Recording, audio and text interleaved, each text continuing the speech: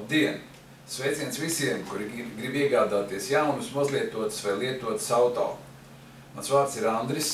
Ar savu profesionālo attieksmi un pieredzi Vācijas autotirgū palīdzam iegādāties un atvest mašīnas no Vācijas, kā arī no Beļģijas un Holandas.